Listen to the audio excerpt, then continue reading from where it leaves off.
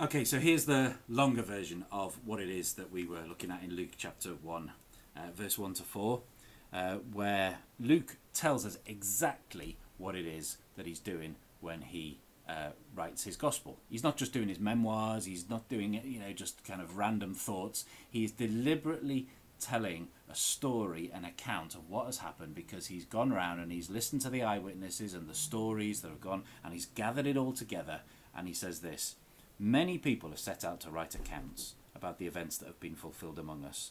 They used the eyewitness reports circulating among us from the early disciples.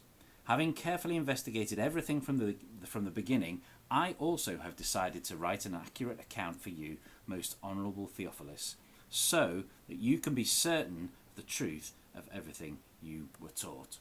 Okay? He is looking to help his friend Theophilus have certainty in what it means to live as a Christian in his century, and it's going to help us do the same thing in ours as well. Obviously, they were much, much nearer, but this has been passed down carefully and faithfully over generations so that we too can learn from it. He wants us to know there's a historical basis for our faith, and that we can have confidence because of that in our convictions. Okay? Historical basis. In those days, people didn't write stuff down. Obviously, there wasn't the internet, there wasn't the newspapers and things like that. And while people did write some things down, it wasn't anything like as common as it is now. It was much more of an oral culture. That was how news passed around. You imagine how people would have found out about what was happening in the world. The writer Tom Wright explains and helps us to imagine that in the first century, if you're living in some village, and maybe there's some kind of earthquake happened, or there's a war in some other part of the country, or maybe the emperor is going to be visiting. He's saying, how would you even know that? And the answer was that there would be people who would travel around as kind of storytellers, and there would be people in each area in different places who would come and they'd repeat the news and they'd bring the story, and it would be told and retold and memorized and passed on until others also would be able to say, have you heard this? And they'd tell the story again. And people in that kind of culture would have even had quite a certain way of telling stories that would have made them easy to remember. There would have been patterns, there would have been repetition. It's like if you look even at some of Jesus' parables, he does this. There's a kind of a style to them that makes them easier to remember. And so in that kind of situation, that was how stories would go around. They would settle into a regular form and a memorable way of passing them on, and that sounds strange to us, doesn't it? Because we don't do that, and it kind of sounds risky.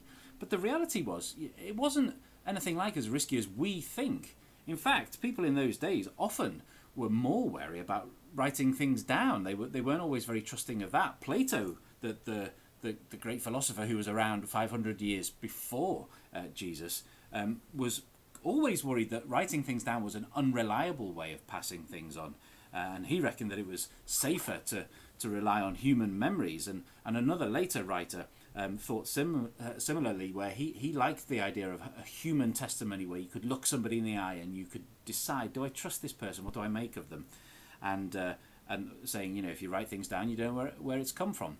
So in some cultures, actually the memorable story being passed on was seen as more significant. We tend to distrust that. But, it's not as bad as you might think. If you think about how it is when you get the family together and someone in your family likes to tell a story from when we did this or when we did that, and you've heard them tell it 100 times before, what happens in that situation? The reality is, people listening to the story, they kind of all know it, and that provides its own check and balance, doesn't it? Because people will notice if somebody suddenly starts exaggerating a point or changing a point. They'll say, that's not how it was last time. You inflated that number. People would know. There's a kind of a regulative thing that goes on when you tell stories in this kind of way. So this oral culture had been passing on these stories, but Luke, along with others as well, started to get a bit worried about the future of the church. The thing that is in Luke's mind when he writes this down for Theophilus and others who would read it is that the second generation of the church is coming in now. Okay, the first generation is starting to die off, and there's a question mark in people's minds. How will we keep this going? How will people know there's a lot of things happening at that time, because there was war going on, so that the first generation and even some of the places and the villages that were being talked about and where some of these events had taken place, they were starting to be wiped out. And there was this real worry, what will happen after this? And so Luke is writing down in that context as much as he can to be able to pass on to people like Theophilus and the next generation. And he's gathering from the storytellers and other written sources, and it seems likely that he had Mark's gospel as well, because there's big chunks of it that are almost exactly the same as Mark.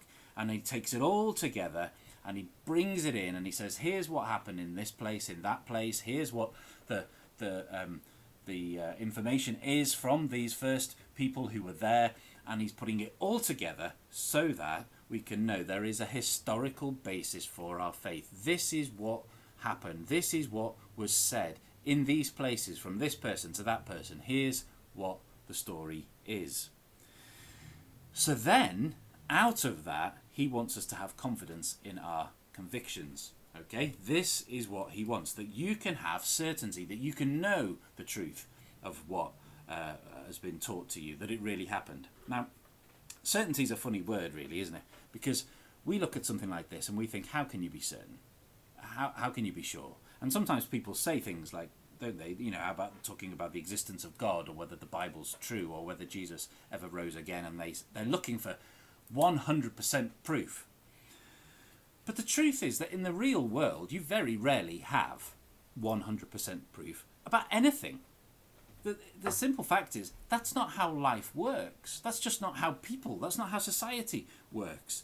You can think about all kinds of things. You know, how do I know that my wife loves me?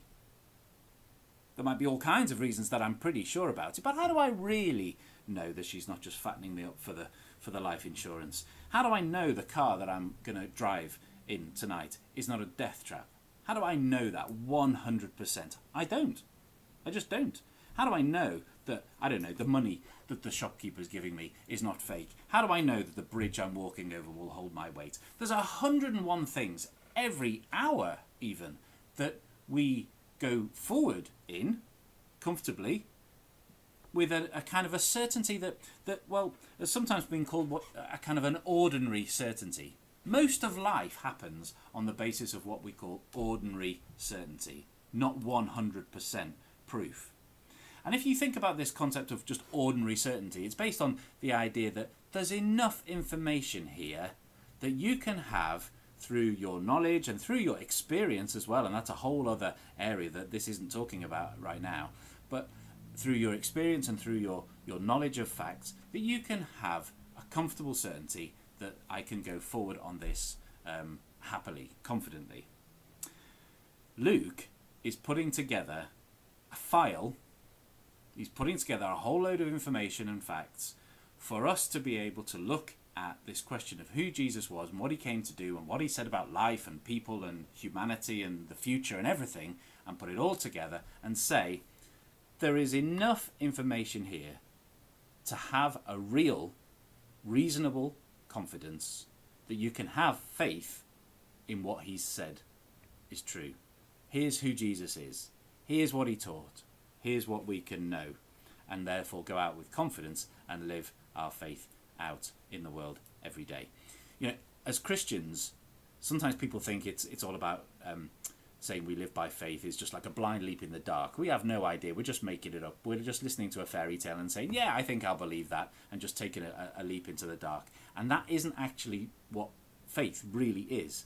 It's true that faith does not have all the facts about everything, but faith is just like, do you believe somebody when they tell you something? Do you act on what they say? You have faith in what they say. They told you that, you know, this car is now safe, we've sorted out this problem, the brakes work, and you have faith in what the mechanic says. So you drive down the road and you brake, and you're confident that the car will stop. In a greater way, when we're talking about our lives, what we have here is Luke saying to us, you can have faith in what Jesus said about everything. About you, about life, about future, about the world, about reality. You can have faith in that because here's what we know about him, and here's what he did, and here's what he said. So, this is the introduction to, and a bit of the background to what is going to then unfold throughout Luke's Gospel. And we're putting these readings on the website, on Facebook and in other places, and reading it in our own communities and in our own lives each day. We're having the opportunity to look again at what are all these accounts that Luke has gathered that he thinks will give us confidence to live for Jesus and have a reasonable certainty, a realistic and reasonable and logical, thought through confidence that this is not just the tooth fairy, Santa Claus or whatever else, but is actually something that we can really go for and believe and know and understand. So that's what we're doing, and hopefully that will help all of us who are listening into this, who are reading it, who are part of Urban Life and not, to be able to know what it means to follow Jesus, and that he is the most amazing person who's ever lived, and in fact is more than just a man. He is in fact divine.